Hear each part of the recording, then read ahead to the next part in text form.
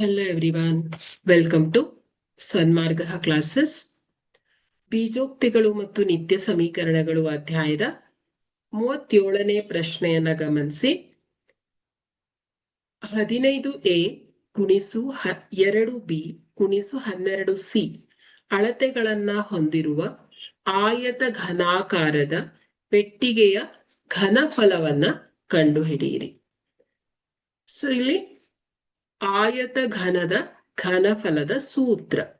So ಏನ್ ಹೇಳತ್ತೆ? ಆಯತ ಘನದ ಘನಫಲದ ಸೂತ್ರ ಉದ್ದ ಗುಣಿಸು ಅಗಲ ಗುಣಿಸು ಎತ್ತರ.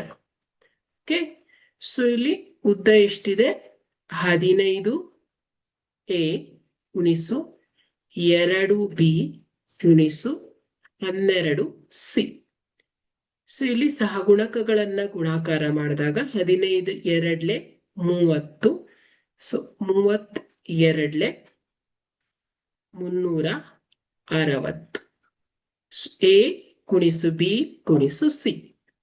A into B into C. So 360 A B C ಘನಮಾನಗಳು. ಸೊ ಘನಮಾನಗಳು ಆಗತ್ತೆ. ಸೊ ಇದು ಘನಾಕಾರದ ಪೆಟ್ಟಿಗೆಯ ಘನಫಲ ಆಗಿದೆ. Thank you.